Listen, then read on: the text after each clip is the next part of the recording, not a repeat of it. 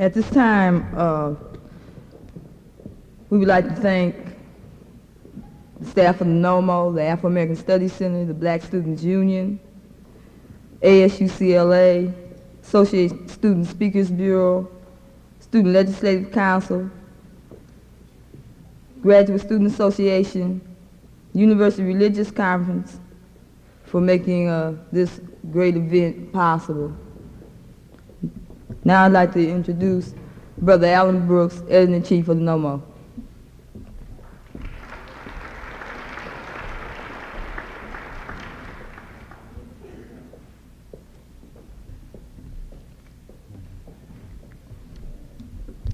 I want to first of all welcome all of my sisters and brothers to this very special occasion. I want to welcome members of the FBI, the CIA, representatives of Martha and John Mitchell, to whom Mrs. Du Bois has become a tremendous pain. And I want to thank most of you. I want to thank most of all you people for coming.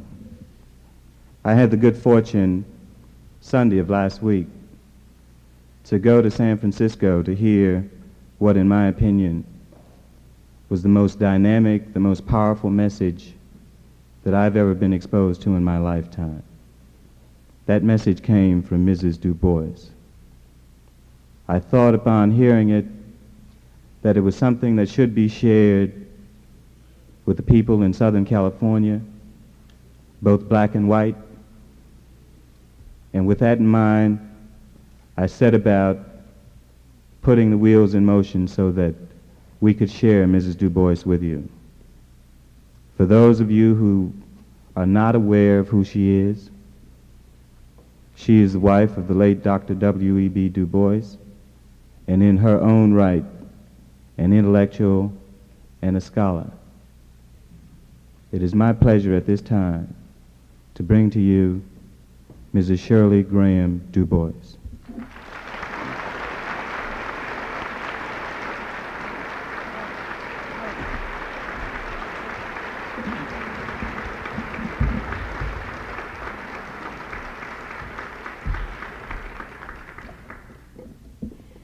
Brother Chairman, let me say, Madam Chairman, goodness, I must not overlook the ladies. I want to say that I'm very happy to be here. I had the pleasure of driving yesterday from San Francisco to Palo Alto, where I spoke at Stanford University. And then I took a plane down to Santa Barbara, where I met with a beautiful audience in Santa Barbara. And then this morning I have driven from Santa Barbara up here to Los Angeles. You have such a beautiful country. I couldn't help, as we drove along through these marvelous valleys and hills, to think about the song America the Beautiful. It is a beautiful land. It is a wonderful land with lots of good, generous-hearted, earnest people in it. Now, we're going to address ourselves this morning to my mission in coming to you from Africa, from the Middle East, and from other places where I've been, is to talk about peace with justice. Peace with justice. Because there can be no peace, really, either in this land or in other lands, until there is justice. There can be no stopping of the struggles of people who have been oppressed, who have been dispossessed, and who have suffered from exploitation. They are not going to lie down and accept any peace of the grave. They don't want that. We are living in an era of liberation, and this is true in every continent and every land in this world, whether it is South America or North America, whether it is Africa, whether it is Asia, the Middle East, wherever it is, people say we're going to be free. We are not going to be exploited. We are not going to live under imperialist colonialism any longer.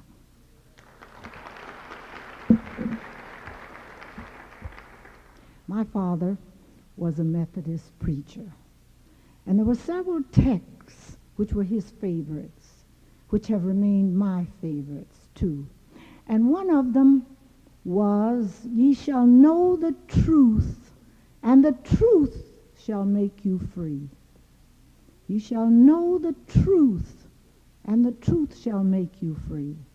Do you realize that one of the great aims of all those who would enslave or who are enslaving is to keep the truth away from them? This is a tactic, a well-known tactic. Keep the truth out. Don't let the people know. You are here in a great institution, a very great institution of learning. And you can learn so much in this institution of learning. And I rejoice to see these students, to meet with you, and to know that you are taking advantage of the facilities of this great university, to know that these facilities are open to you. And I particularly congratulate the black students and their groups who have seen to it that they have a department of black studies here in this university. There were no departments of black studies in universities when I went to school in the United States, and I was supposed to get a very good education. But I didn't know, for instance, that Egypt was part of Africa. Nobody ever told me that. Where was Egypt? Well, I really don't know. If you're really going to pin me down, I don't know just where we thought Egypt was. But it was some vague place, vaguely connected with Europe, vaguely connected with the civilizations of Europe. You see, since the Western civilization arose in the valley of the Nile, which is Egypt, and since the valley of the Nile is in Africa, and since the first pharaohs were what would be known in this world today as blacks or Negroes, it just did not behoove Western education to talk about Egypt being Africa. But I've got a kind of thing about that point, that Egypt is Africa. I live there, and I see these evidences all around me every day. I have been away for almost 10 years, but as I come back, it's almost as if I never left home, both in all sorts of ways.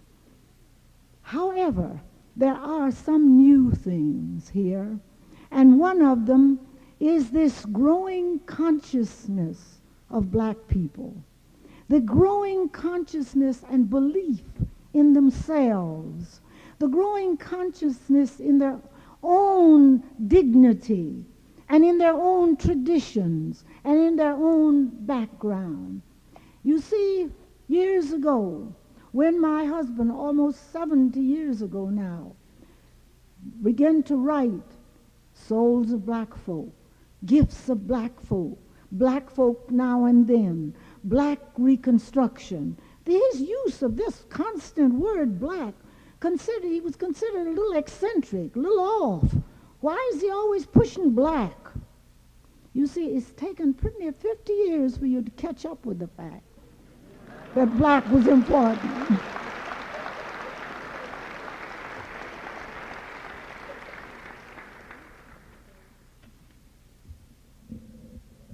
As I say, returning after nearly 10 years, it is as if I never left home. And one reason is that I have been living for these 10 years in Ghana, in the People's Republic of China, in Egypt, and from Ghana as a base in Africa, I have had occasion to travel very widely in Africa, on most places in Africa, of course excluding South Africa. They wouldn't let me in there either. From China, I have been in Pakistan and Cambodia. From Egypt, I have traveled in other countries, Islamic countries in Africa, the Sudan, and in other countries of the Middle East. And it is remarkable that in none of these countries did I feel like a stranger or a foreigner. Why? Because all of these people had suffered and were suffering the same kinds of discrimination. They knew the hand of the exploiter in all of these places. They were part of the people who had been exploited through the ages. And I could instantly, they accepted me, coming from a people in this continent who had been exploited, who had been enslaved. They accepted me as a sister in all of these various places. And I have felt at home among these people, reminding me very vividly of Langston Hughes' very beautiful poem, which he's dedicated to my husband many years ago. I've known rivers. I've known rivers, ancient as the world and older than the flow of human blood in human veins. My soul has grown deep like the rivers. I bathed in the Euphrates when dawns were young. I built my hut near the Congo, and it lulled me to sleep. I looked upon the Nile and raised pyramids above it, and I heard the singing of the Mississippi when Abe Lincoln went down to New Orleans, and seen its muddy bosom turn all golden in the sunset. I've known rivers, ancient, dusky rivers. My soul has grown deep like the rivers. We are united in this world by these mighty rivers that flow through these many, many great lands, upon which, where we have been sometimes in history, and where our ancestors came from, we are united with all of them. Now, 10 years ago, darker peoples everywhere and their friends was rejoicing because of the liberation of Africa. The United Nations declared 1960 the year of Africa because so many independent African states joined that body that year. And joyous independence celebrations were held throughout Africa. Then in May 1963, at Addis Ababa in Ethiopia, came the first great African Summit Conference. I was there. It was a magnificent pageantry of color and eloquence and passionate speeches. We hailed the organization of the African Unity.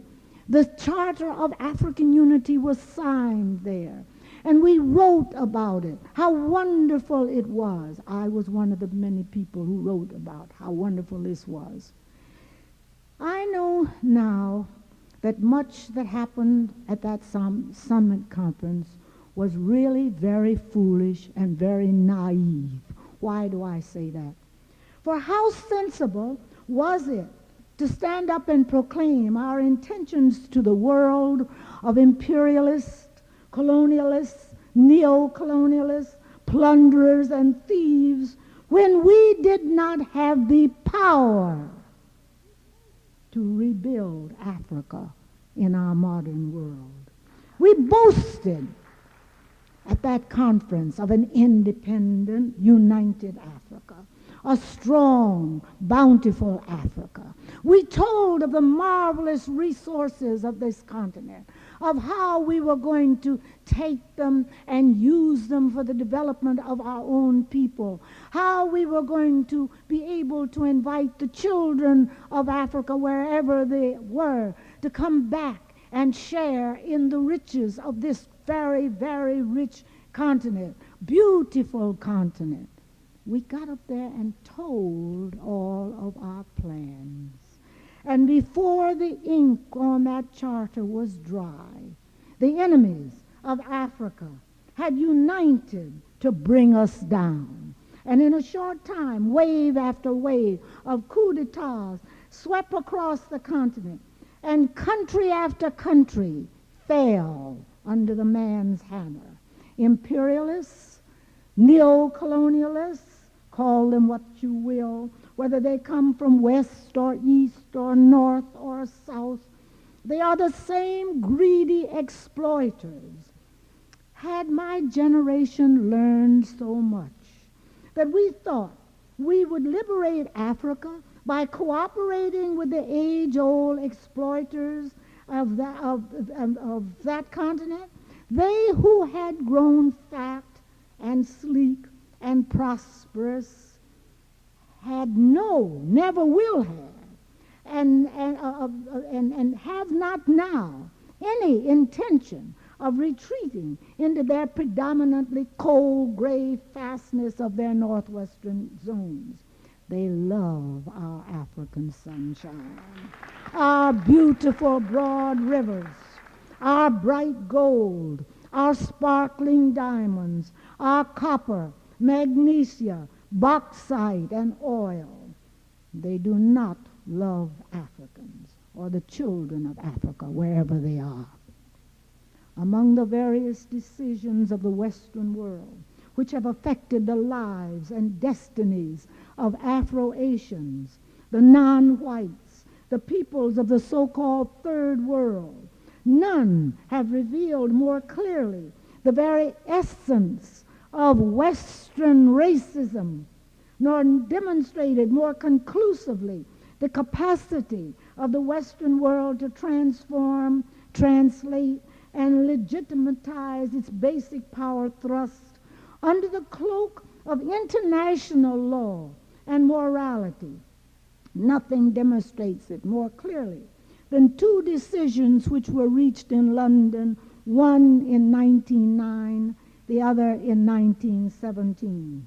The first known as the South African Act of Union, and the second the Balfour Declaration.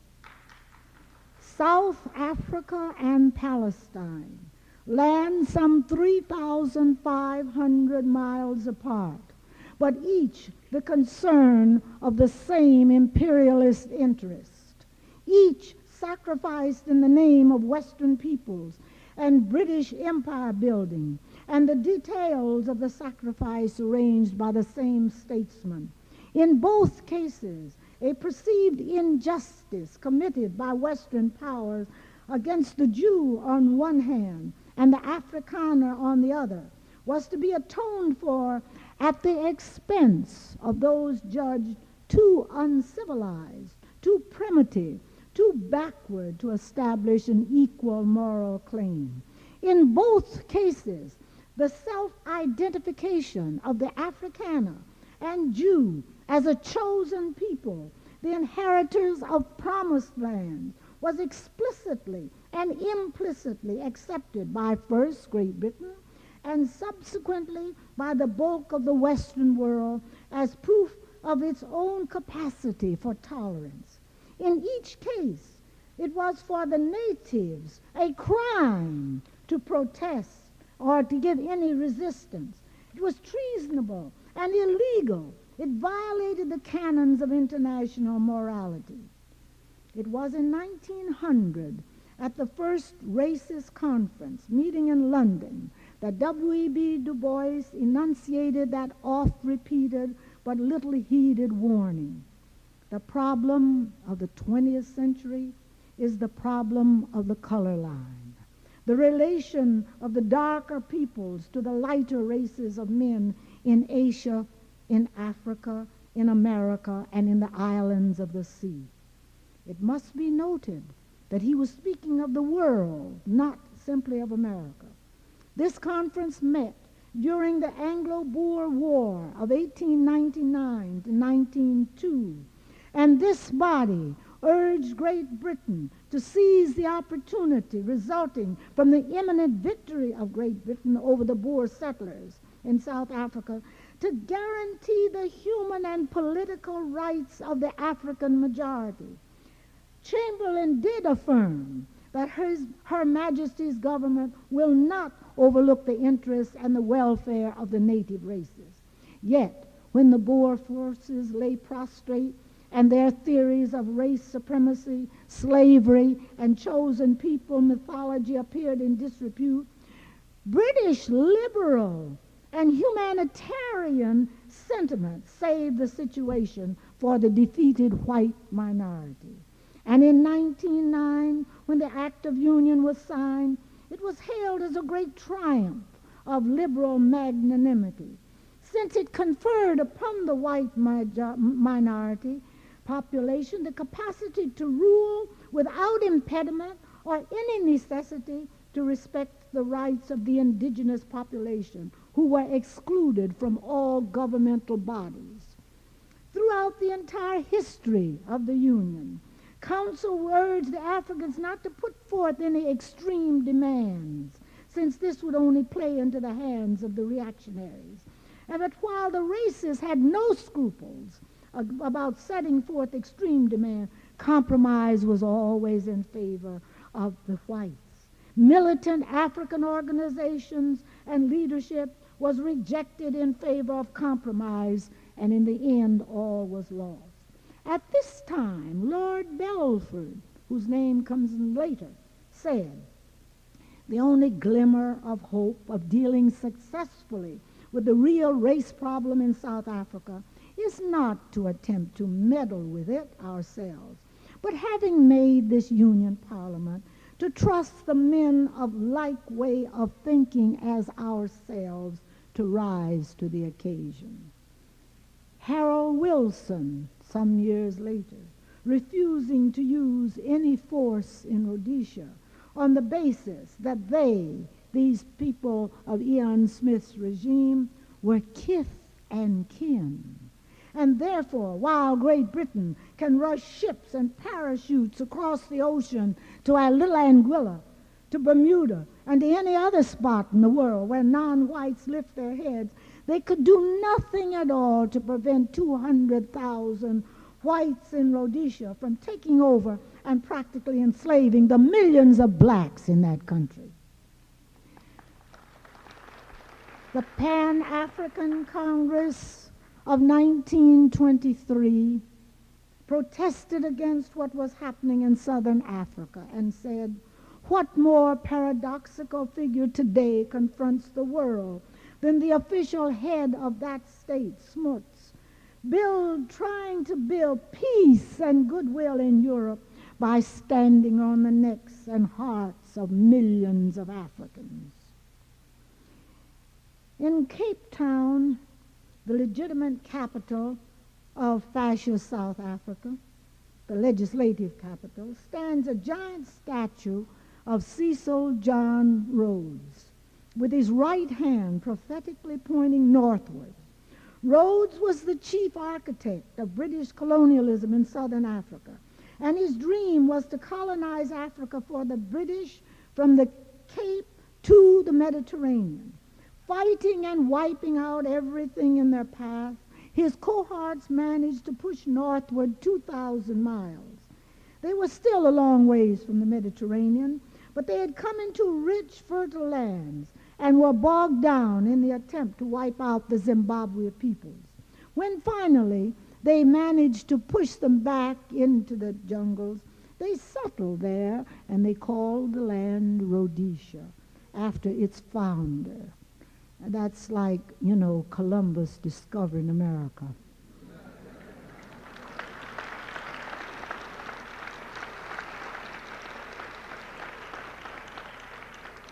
Now, this type of wide-open imperialist takeover is no longer possible in the 20th century.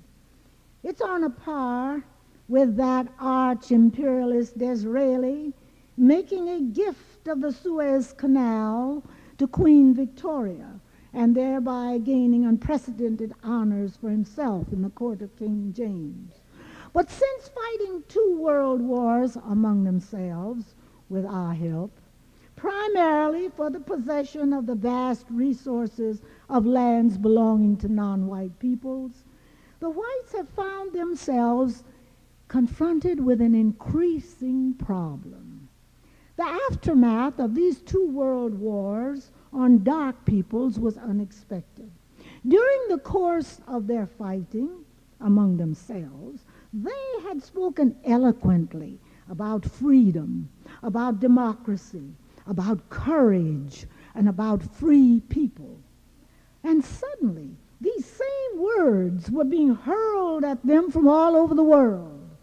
And after all his efforts, the man saw the riches of Africa, Asia, and the Middle East slipping right out of his hands.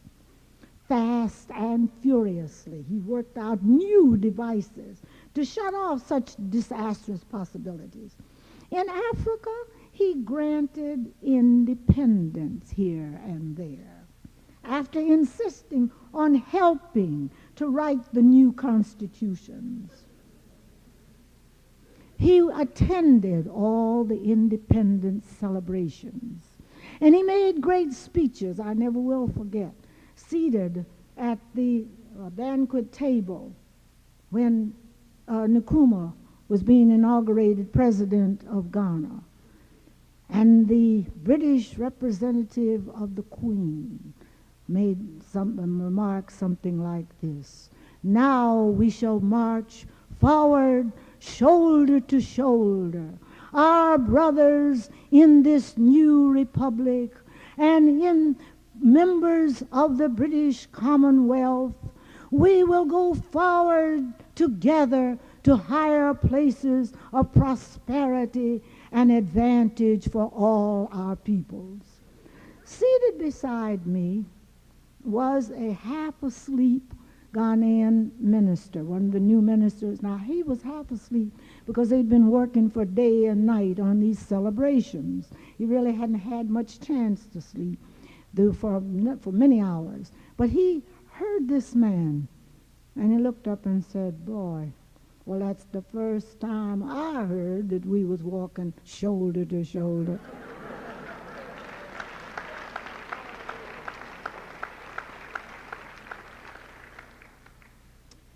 Speaking at a gathering of African foreign ministers meeting in Addis Ababa last fall, Mr. Diallo, Secretary General of the OAU, said that in the Arab-Israeli conflict, quote, "fraternity and solidarity with the United Arab Republic must not falter."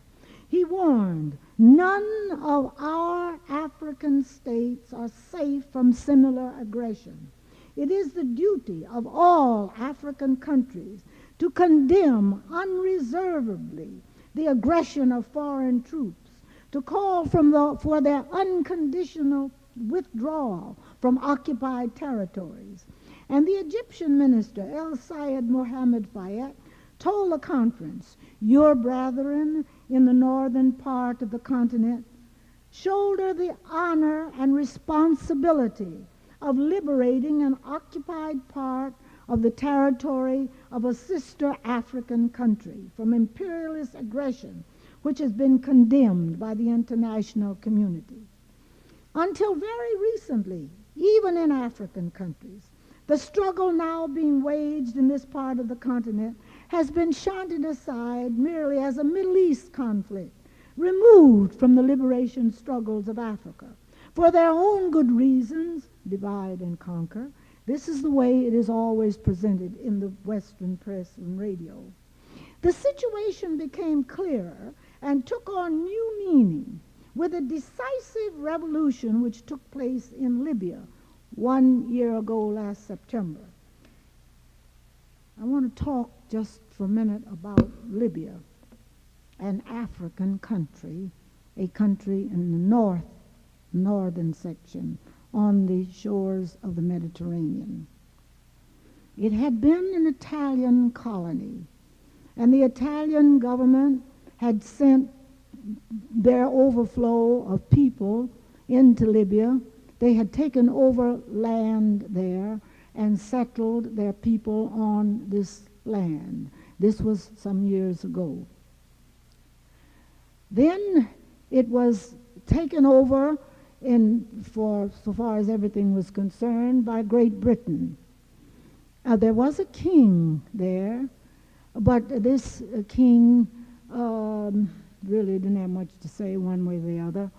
He couldn't, because his country was an occupied country.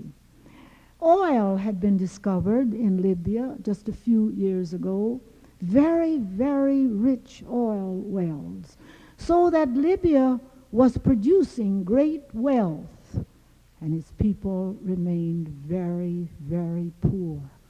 The people were not at all enjoying any of this wealth. Tourists came there, and to Tripoli, and to the beautiful beaches of Libya. And they were put up at great hotels owned and operated by Europeans and Americans. And they spent their money there with the Europeans and Americans. Big business from Great Britain, big business from America had their headquarters in Libya. And the people of Libya remained very, very poor, very poor. One day in September last year, a year ago this September, a handful of young men, the oldest was not yet 28, seized power in Libya.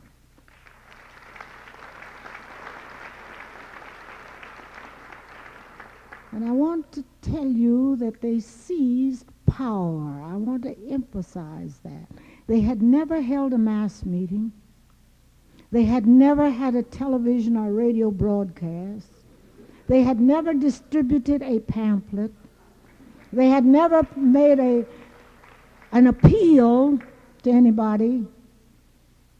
They had never opened their mouths to anybody except to these chosen few handful of young men who on that morning seized power.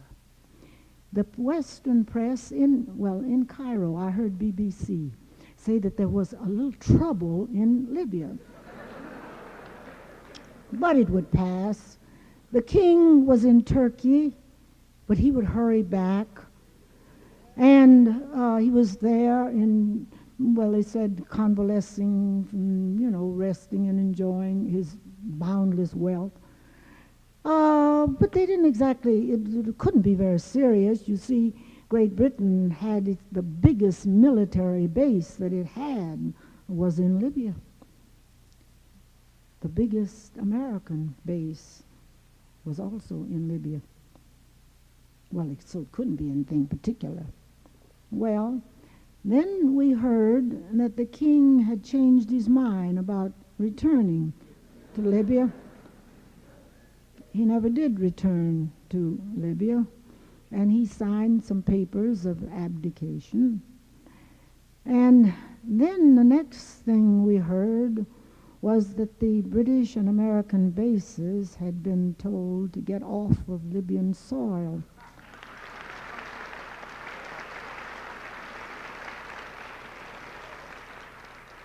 They didn't throw them off overnight. They couldn't, because, my goodness, they had every kind of equipment that you ever heard of, both of them there. They had planes and parachuters, and their soldiers had miles and miles of sandy plains to practice on, and their parachuters would go out and practice over the deserts. They had unlimited equipment, both countries. It was interesting that after they had been given a certain amount of time to leave, that a black commander of a great United States military setup showed up in Libya. And he was made commander of Wheeler's Base, the highest ranking such officer that I've heard of. I don't know whether or not it was thought that this black brother would be able to talk to these little ignorant people in Libya and show them the error of their ways or not.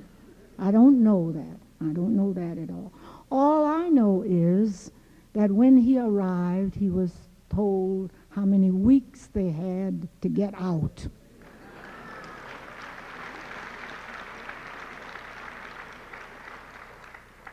And they got.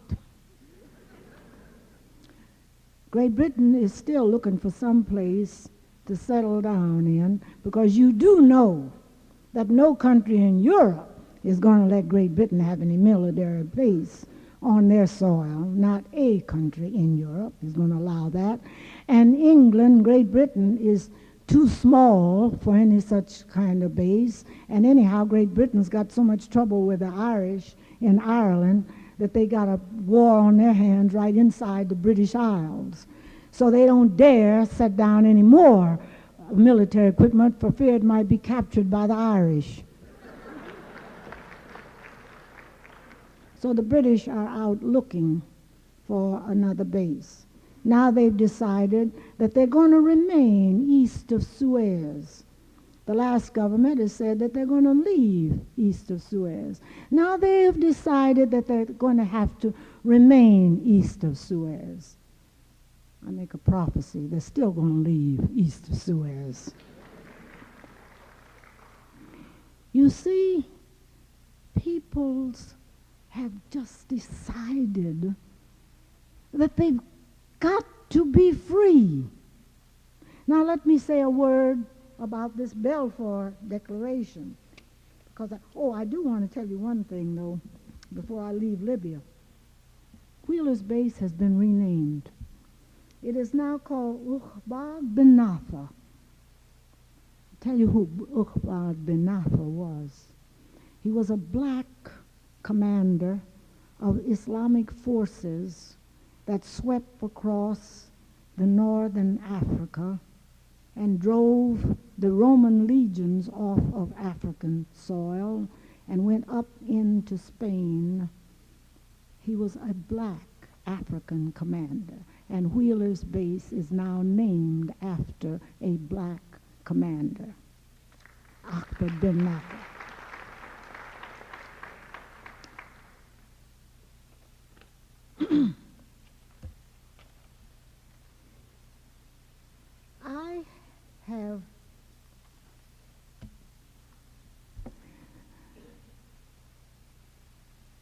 I have said before, and so speaking in some other places, I wanted to make it very clear that the enemy across the Suez Canal from Egypt is not an enemy because it is a Jewish settlement. Not at all. It is an enemy because it is an imperialist, white supremacist base.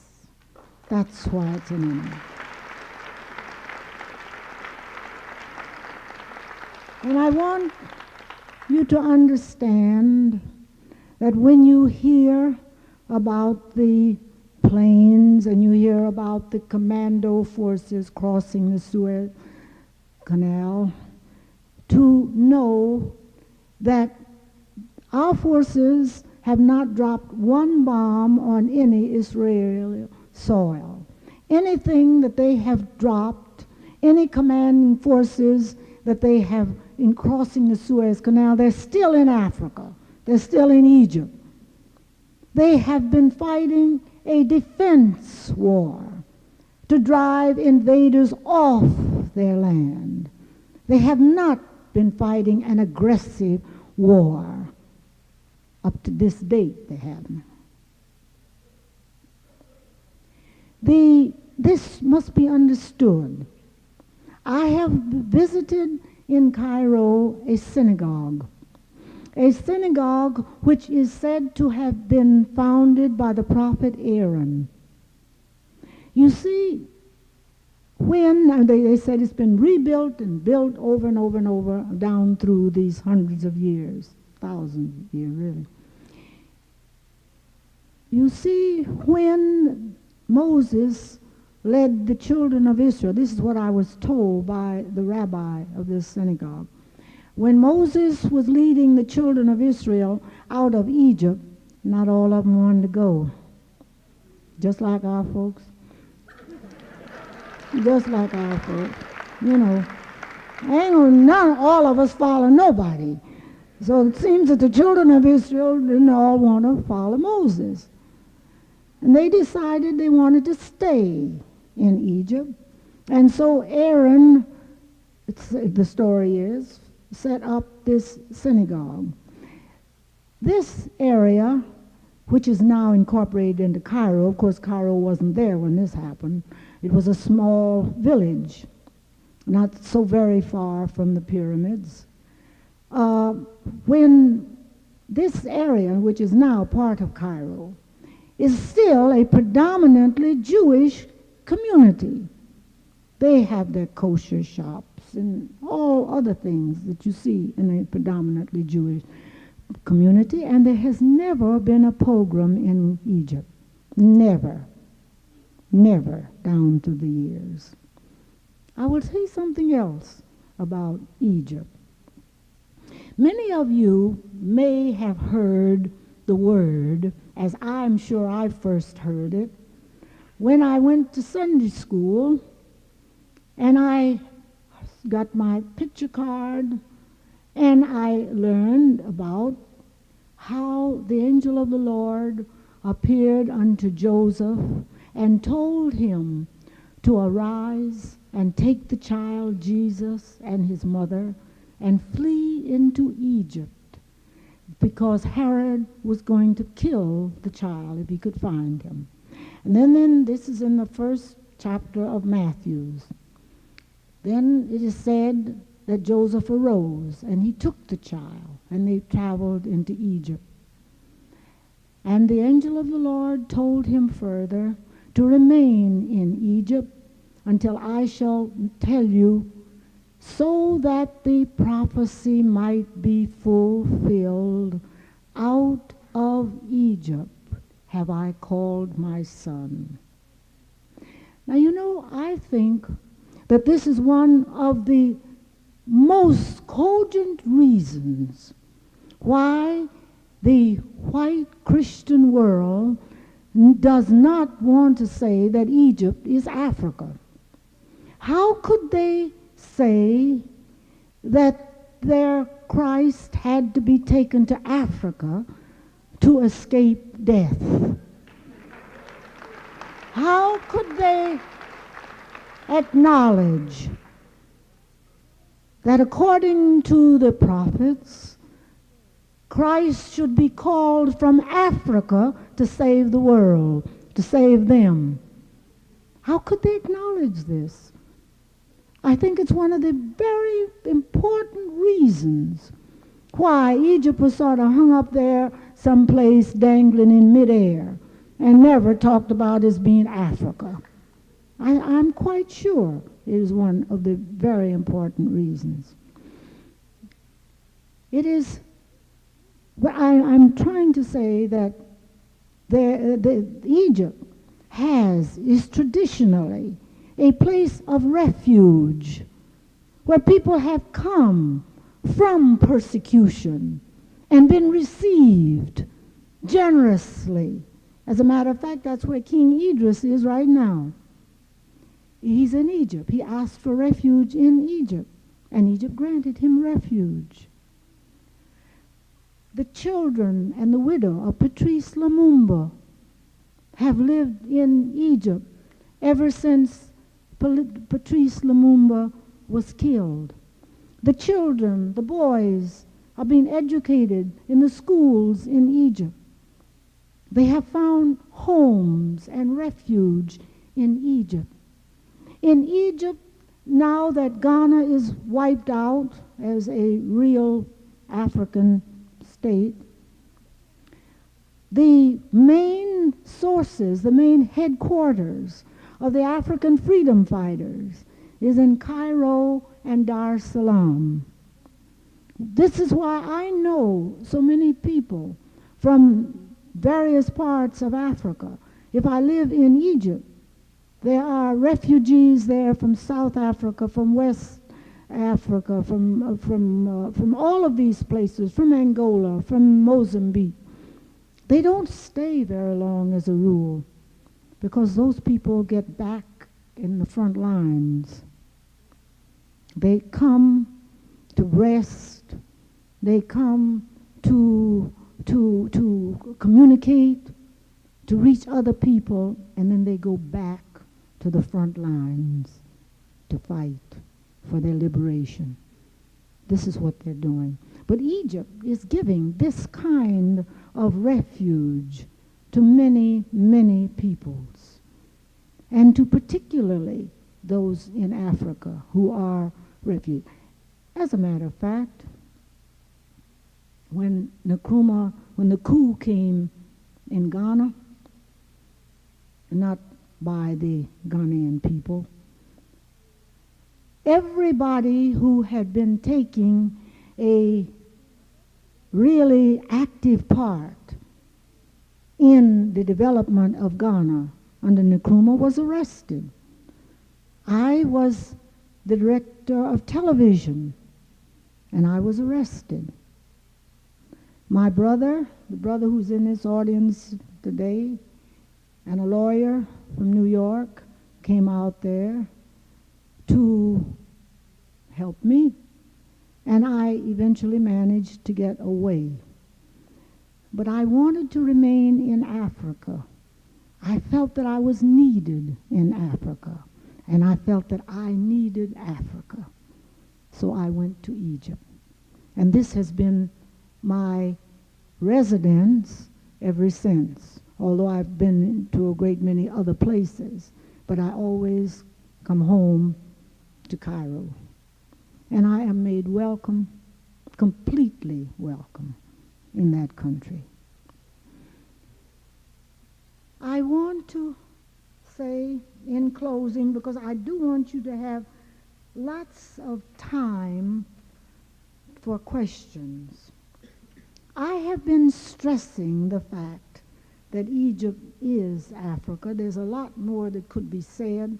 I did say a lot more. I have 2 articles in the Black Scholar, which I recommend, in the May issue and the September issue. I have articles which I said Egypt is Africa. I would recommend that you read these articles for proof, for the proof which is offered there.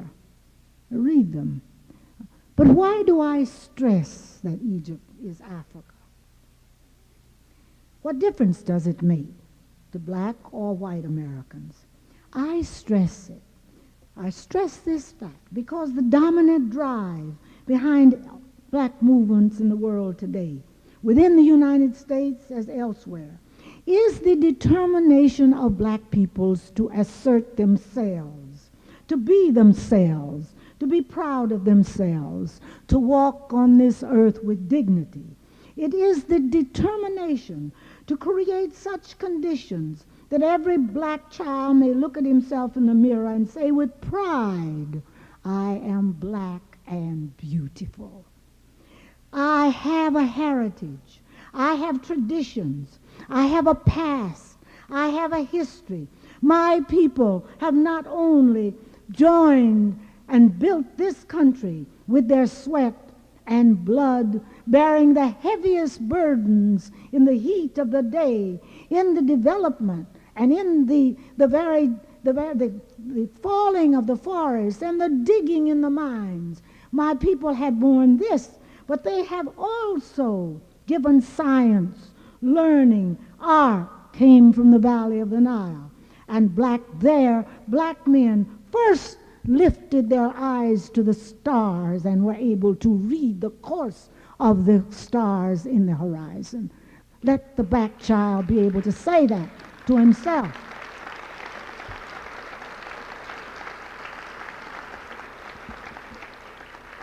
I stress this fact because over and above the crime of plundering Africa of its wealth, over and above the crime of killing and enslaving its peoples, was the white man's robbing of black peoples of their past, of their history, of their tradition, of brainwashing their minds, of shaming them, that they no longer expose their beautiful black bodies to the sun and to bathe in their beautiful broad streams, but they must cover their nakedness with these rags out of missionary barrels, these cast-offs. They must wear these things in order to be decent. And they have taught black children in Africa and black children in Mississippi to sing, "Wash me and I shall be whiter than snow." These are more monstrous crimes even than the robbing of the material riches of this continent. The dominant drive of black movements today is not integration. It is not to be like somebody else, to imitate somebody else, but rather to be the best of himself. Nor does this mean to hate others, nor to insist on separation from others, because we are in this world together. And we can't, any of us, just shoot off to the moon and be by ourselves. I haven't heard of anybody wanting to do that. It means, in the words of W.E.B. Du Bois, I believe in pride of race and lineage and self. In pride of self so deep as to scorn injustices to other selves. In pride of lineage so great as to despise no man's father. In pride of race so chivalrous as neither to offer bastardy to the weak nor beg wedlock of the strong, knowing that men may be brothers indeed, even though they be not brothers-in-law. In Africa, we do not speak of the Arab hordes who pillaged, devastated, and enslaved the continent. Much of Western history would have you believe that Arabs started the slave trade in Africa, that Arabs were and always will be the enemies of Africans. Let us for a moment consider the truth about this. First, last night in Santa Barbara, I said a few words about democracy, and I'm going to repeat them here. Where did democracy originate? In Athens. That's the word, demos, Greek word in Athens. And what was the democracy of Athens? It was like a pyramid. The bottom, slaves, the big base slaves, not black slaves, slaves from any place, slaves from any captured people. Some black slaves, I don't doubt, but slaves. This was the great bottom base. And then the next section was workers. Workers. And at the very top of the pinnacle of this pyramid was a few people who ruled everybody else. And that was the beginning of democracy. That was the original of the word. That was the way it was in 300, 400 BC. I ask you if it's changed so much. Has it? I ask you. I'm not going to say. Think it over. Has it changed? I know that when people, good people in many instances, come from this country and they go into other parts of the world and they want to bring them democracy, 99 times out of 100, the people, wherever they are, they don't have to be in Africa, they can be in Europe or Asia or Asia Minor, any place else. They say, we don't want it. You keep it. We don't want it around us. But think about the beginning of the whole world, the word democracy, and whether or not it really has changed. That's not what I started out to say. I wanted to say that by the beginning of the 7th century, Egypt and all Asia Minor and North Africa was in the grim grasp of the Romano-Byzantine Empire. Here's something. Egypt was the first Christian nation in the world. Why? Largely because the people, the very common, ordinary people, remembered this child, Jesus. They had heard the prophecies from Mary and Joseph. And while there weren't any radios and there weren't any big newspapers circulating in the area, the fishermen in the Red Sea and the camel drivers that crossed the desert brought news of how this same young man was followed by great crowds in Palestine and in Judea and in Jerusalem.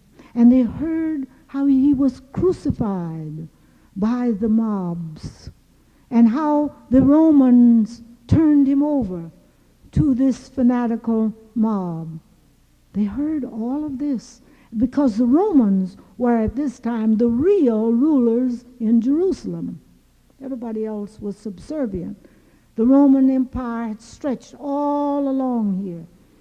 The peoples in Egypt, therefore, when again referring to the Bible, to Corinthian, you read about how Paul and Mark preached in the marketplace of Alexandria. And then when Paul went on to Cyprus, Mark remained, and he went up into Egypt, into northern, middle parts of Egypt. It is said that he was in this little village where Jesus and Mary and Joseph had stayed, because they had come to this village where this synagogue was. They had been told that there was a Jewish settlement, and this is where they had made their way through for complete safety. So Mark taught and preached to the common people of this, all up and down this valley. When he later returned to Alexandria, which was overrun then by the Byzantines and by all kinds of riffraff from every place, he was killed by a mob. But when some centuries, 3 centuries later, the Roman Empire accepted Christianity, and the emperors declared themselves the head of the Christian church, whether it was the emperor in Rome or the emperor in Constantinople. They set out to destroy these apostolic churches in Asia Minor, in Macedonia, in Damascus, in Egypt, in Ethiopia. They set out to destroy these churches because these churches did not want to pay tribute to the Roman Empire. And this was part of the whole thing. This was part of the kind of binding this empire together. And these early Christians were rebels against this kind of thing. They were trying to follow the simple teachings of Jesus Christ and his disciples. Well, these people in Rome and in Constantinople sent armies into these countries to wipe out these other Christians. And this is the beginning of the kind of plundering which has been done all over the world in the name of Christian churches. This is a terrible thing, and this was probably the beginning of it. Well, in about the same time, though, in the Arabian Peninsula had arisen a young man named Muhammad, who said that God had revealed certain truths to him. And he developed slowly, or not too slowly, a following. And these people moved into first Damascus and drove the Romans out. They moved into Jerusalem and drove the Romans out. Then they crossed over into Egypt. And when they crossed over into Egypt, they really weren't a very big band, because the Arabian Peninsula is poorly, very sparsely settled. But they got into Egypt, and they were joined by Egyptians. They moved on across the northern part of Africa. All of this part was held by the Roman legions. All of this was part of the great Roman Empire.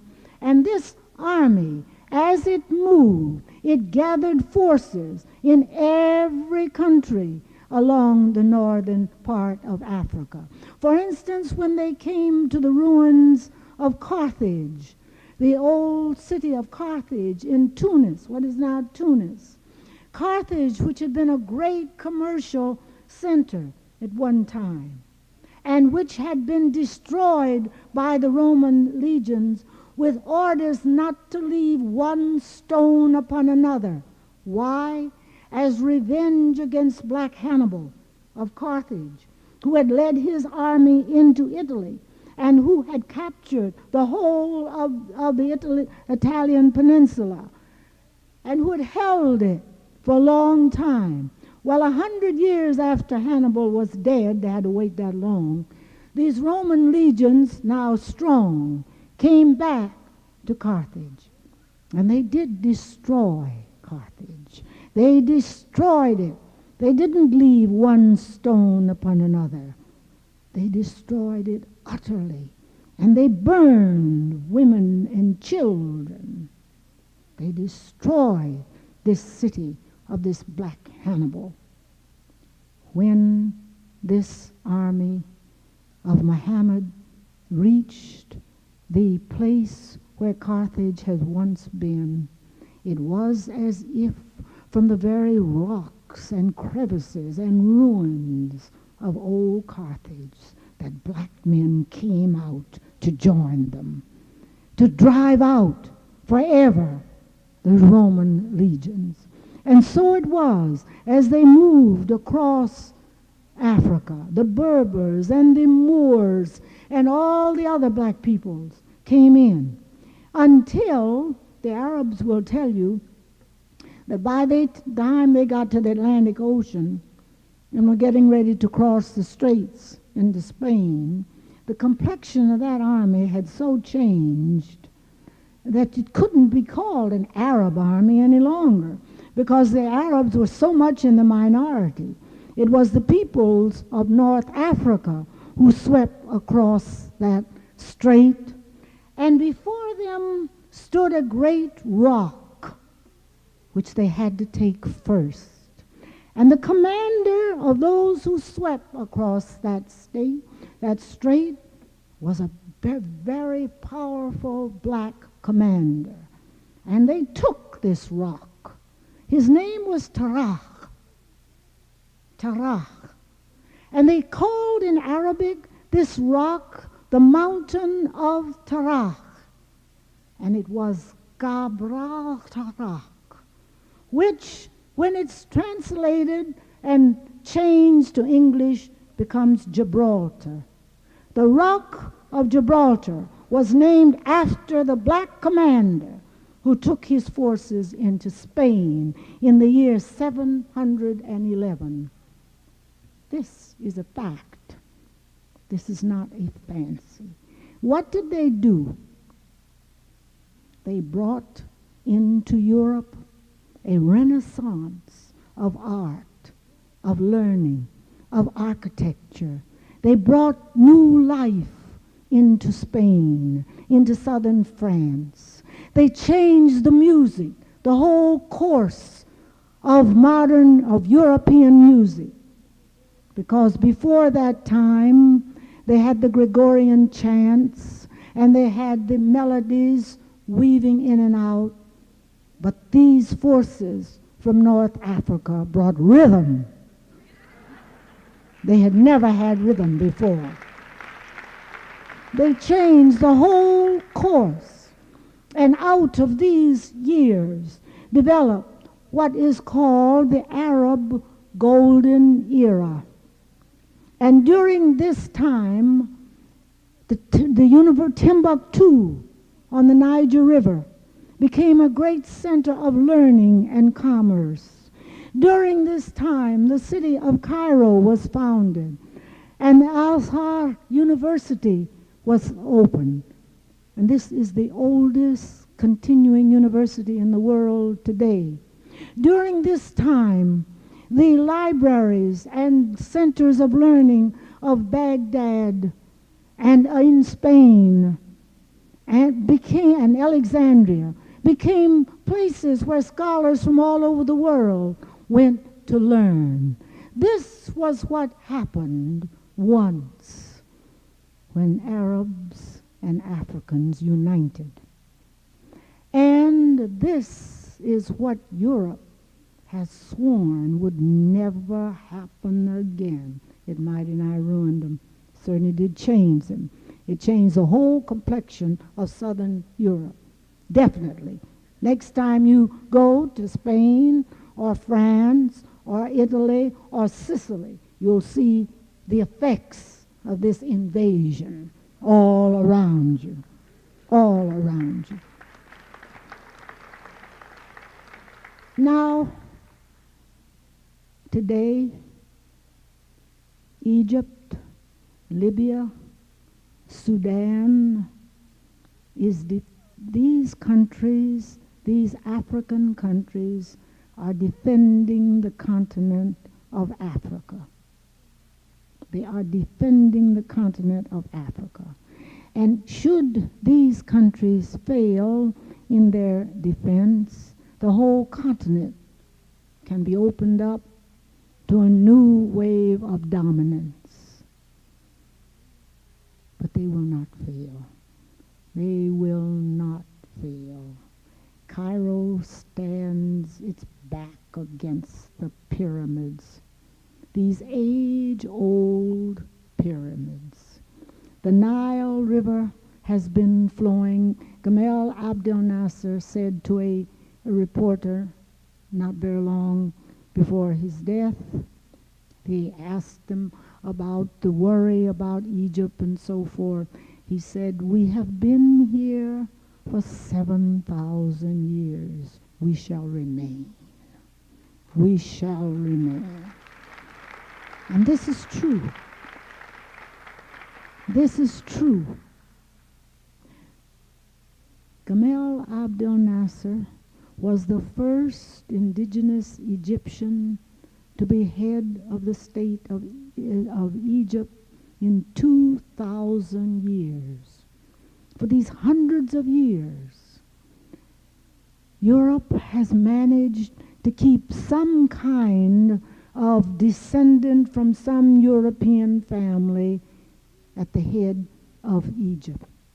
For 2,000 years, since the Ptolemies came into Egypt, Gamal Abdel Nasser was the first real Egyptian to head this state.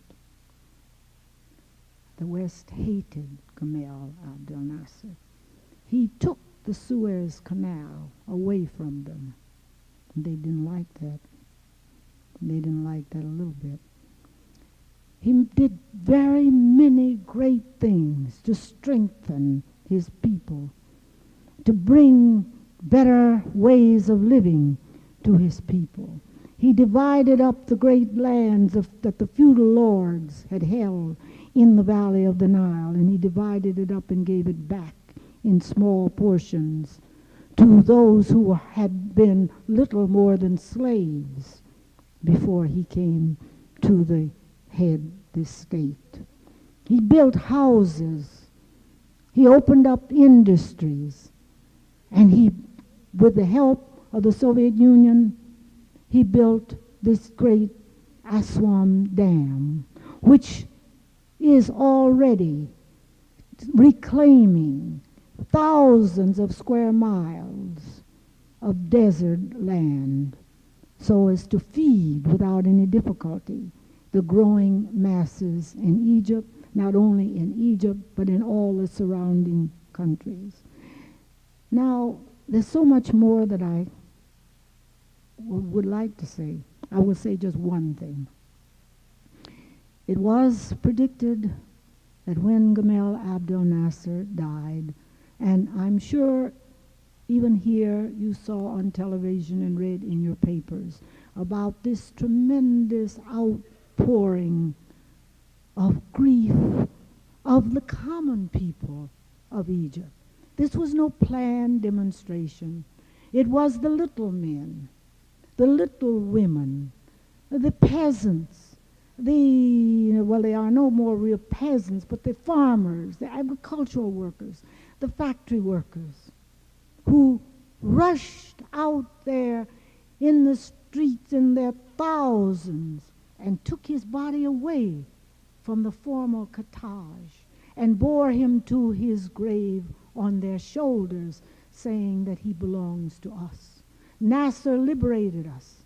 Nasser gave us land. And the young people shouted, Nasser, you will live. We are all Nassers now. We will completely free our land. We will go forward to build a better society. We, the young men and women of Egypt, have proclaimed themselves, we are all Gamal Abdel Nasser. And this is the way they bore him to his grave. The West predicted that at his death there would be a tragic struggle for power in Egypt. And they named this one and that one and the other one, and how the whole country would be split with this tragic struggle for power. Well, they fooled them. There wasn't any tragic struggle for power. The executive committee met and they nominated the vice president, who was vice president under Nasser, who had been with him in all the campaigns, who was one of the soldiers with him when they planned to seize the government from Farouk, one of the soldiers who was with him around the campfires as these young officers, planned to do it. This man, Sadat, had been with him through all these years, through the mistakes, through the struggles, because there were mistakes made.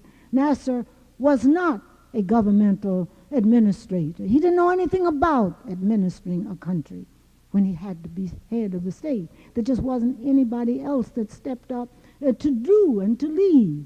He was just a young army officer. He didn't even want it. Well, in these 18 years, though, he grew in stature.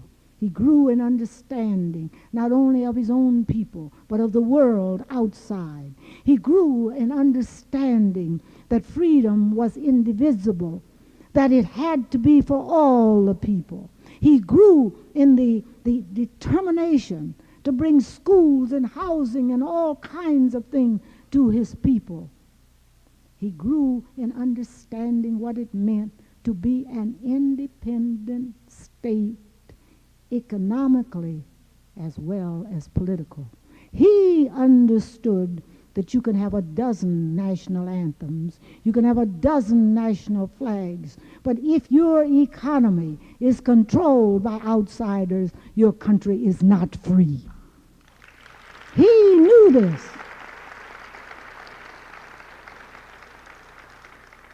Well, as I say, they said there was going to be a terrible struggle for power. I was spending that evening with Ozzie Davis and his wife, Ruby Dee. And I had gone upstairs and I heard on the radio the announcements that Sadat was going to be, had been nominated to be the president, the permanent president of Egypt. I went downstairs and I said to Ozzie, you know, Nasser was sort of lightish brown skin. His hair had a nice little crinkle in it, but put him under lights, you know, and different kinds of on television, you know, he could come out pretty light. And you didn't see the crinkle in his hair. I've been in his home, so I saw the back of his head. And it was there. And I said, you know, so they didn't have to talk about him being an indigenous Egyptian. Nobody did. But I said, Anwar Sadat, honey, is your color. No amount of lighting's going to change that. The message that I'm bringing to you, don't forget, is that the world wants peace with justice. That aggression is aggression, whether it is inside, whether you have neo-colonialism inside, or whether it's neo-colonialism outside. Aggression is aggression. And there is another thing. People can be, bombs can be dropped on them. People can be tortured as they are being tortured in different parts of the world today. Great armies can march and planes can fly for a little while, but the people do not forget. Thank you.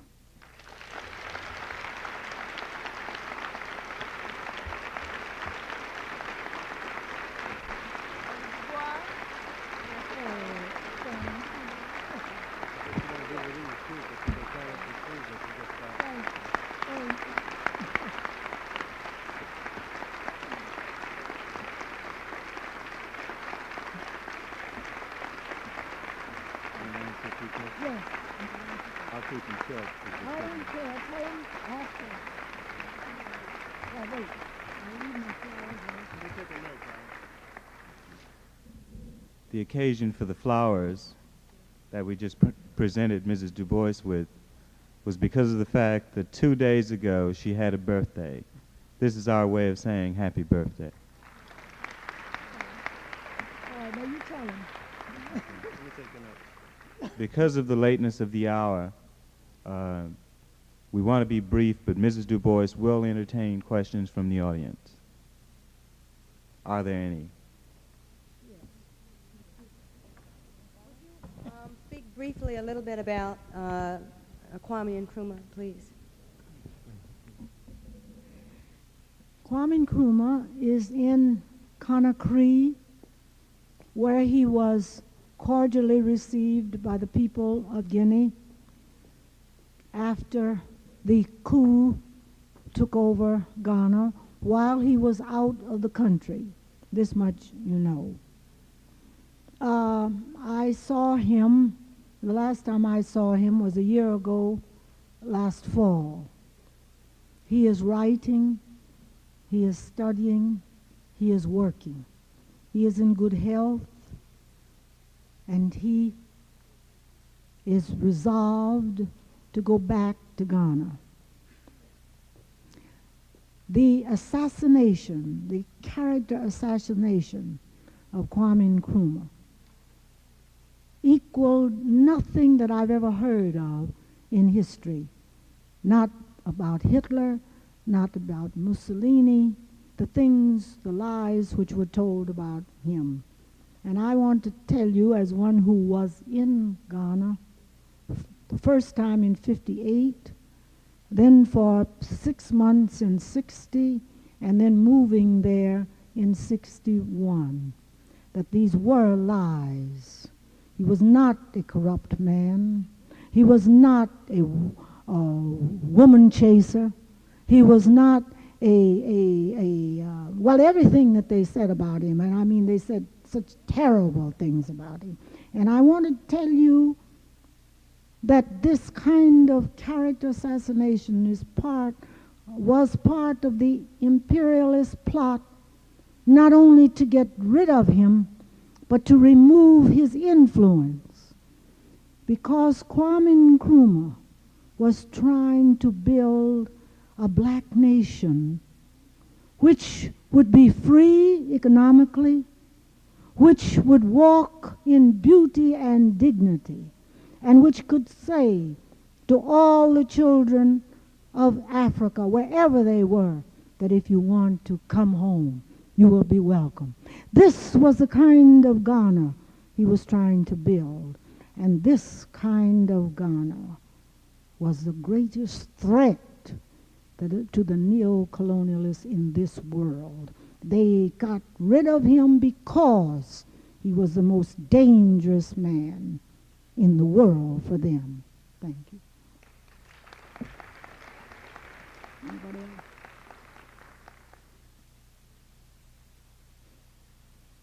Speak a little bit about the influence of Patrice Lumumba and like the assassination that followed. Well, I don't think I need to speak about that. I think you know. To try to go into details, Patrice Lumumba was a martyr for what he was trying to do. What else is there to say? His blood is on the heads of the imperialists, and he must be, all we can do is to say, as we would say about Malcolm X, is to carry on. That's all. We have to carry on.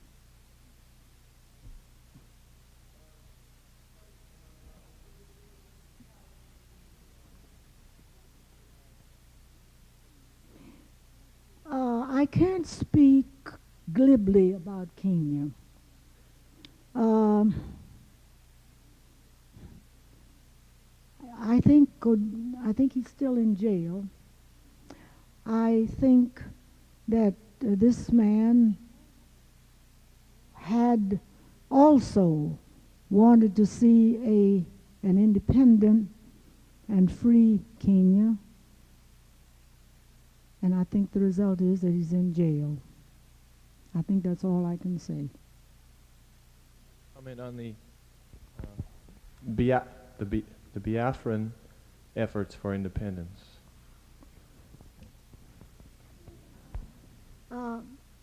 One can't speak about Biafra without, the whole of Nigeria. And all right, this is a good question. I condemn without any reservation every nation or big power that sent arms into Nigeria.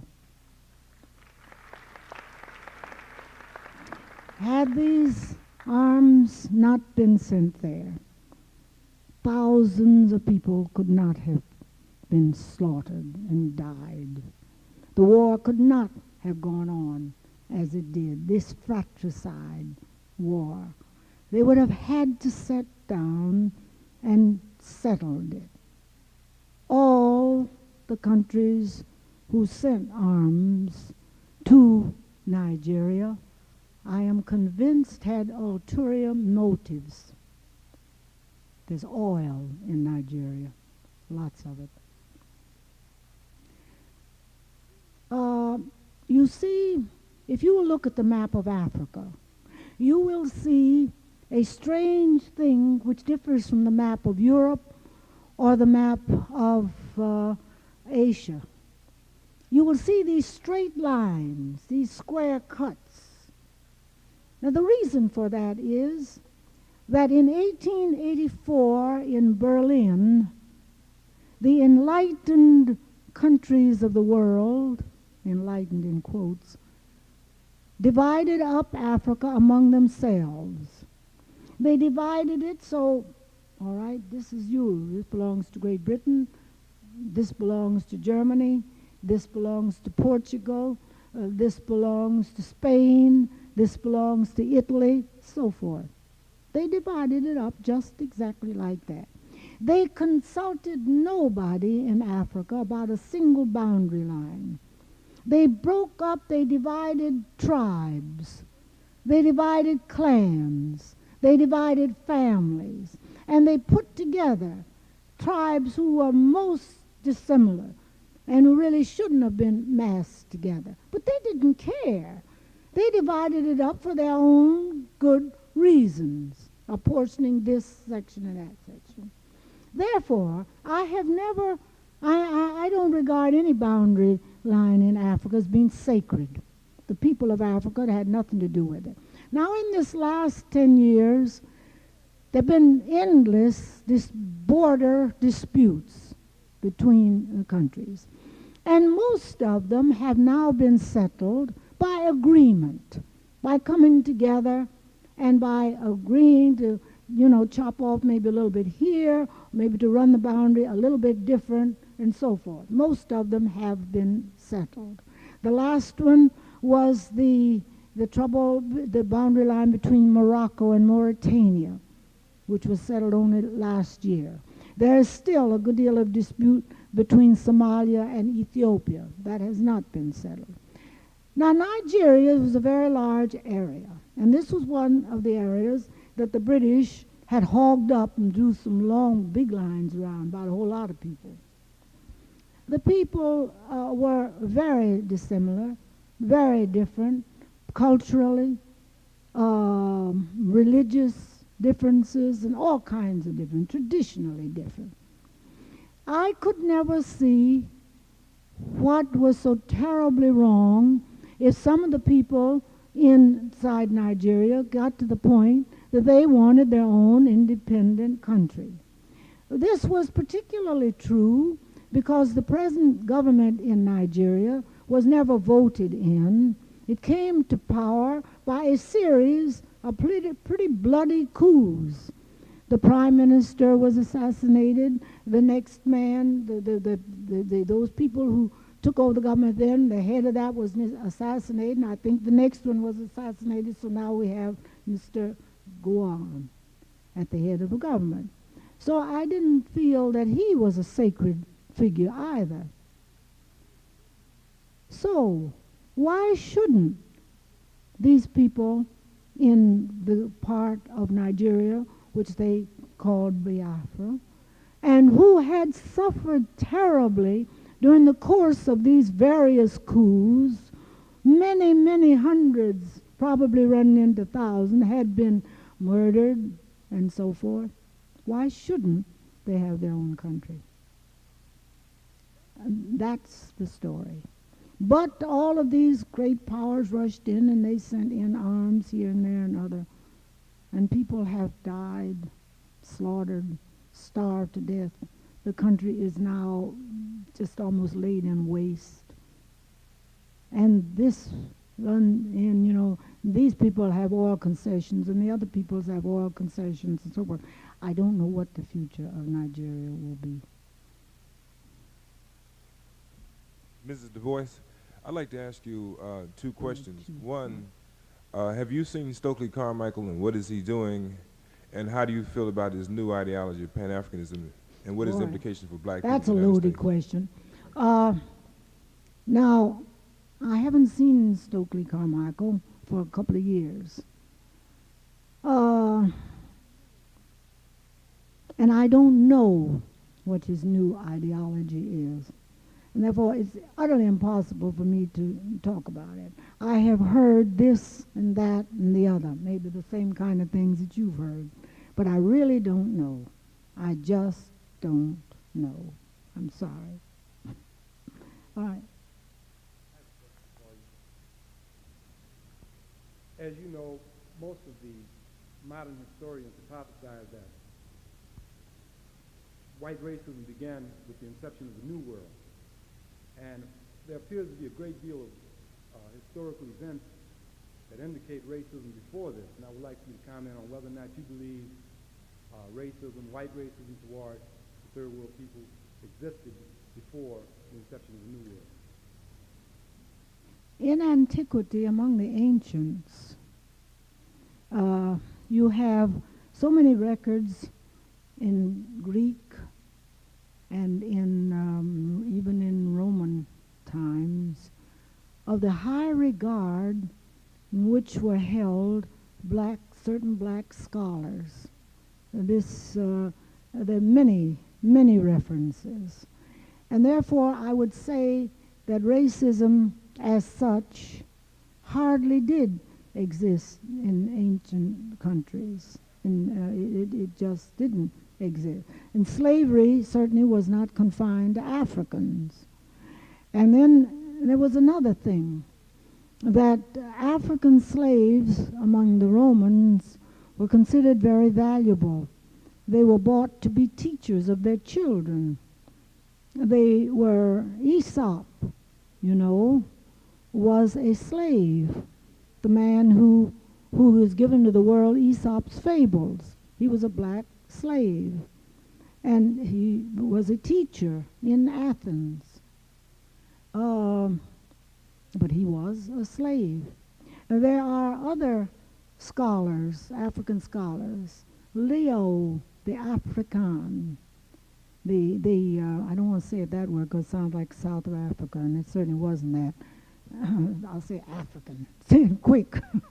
But I mean, he is talked about in history, as a great scholar. Scipio, the African, who was a descendant of the general who defended Carthage, was a great scholar in ancient times. Now, it would be my opinion that racism as such against dark peoples really began with African slavery. You see, the Western people needed slaves to develop North America. They needed workers to develop North America. They tried to make the Indians work for them, and they failed. The Indians could either run away, they were in their own land, they committed suicide, or they just wouldn't work. That's all, just wouldn't work for them. They were in their own land, and therefore it was easier for them to get away. So they conceived the idea of seizing people in West Africa and bringing them to America. Now this had to be justified, even in Europe. How can you seize human beings and take them off into slavery? Well, it was justified by saying that these were such subnormal savages that one was doing them a favor to take them into Christian lands and giving them Christianity, and that they were bringing enlightenment to them. Now, really, this was said, this was written. And they had to justify the treating of these human beings in this way by saying they were inferior, that they were hardly human beings. And it is my opinion that racism, as we know it today, began with the African slave trade. The white man felt that he had to somehow or another justify the seizing of these people and carrying them off. And he therefore was taking them out of barbarism and heathenism into an enlightened Christian land.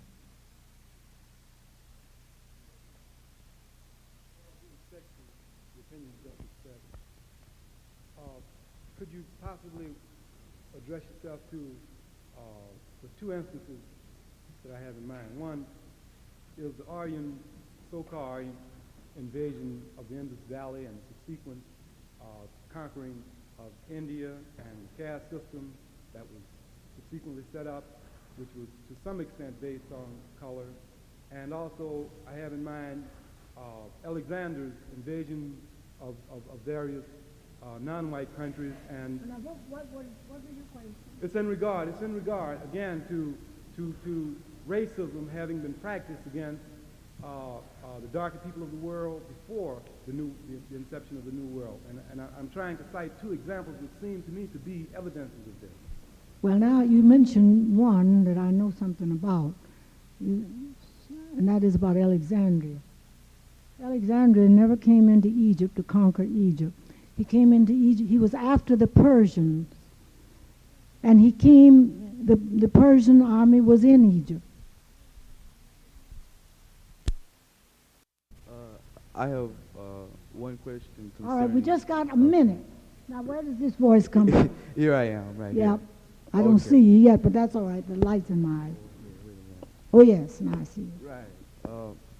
First of all, I like to say, you know, just being like an ordinary brother off the street who's kind of interested in history, like I'm very thrilled to like see you up here because I've read like a lot of things about your husband, and like I said, it's really a thrill for me.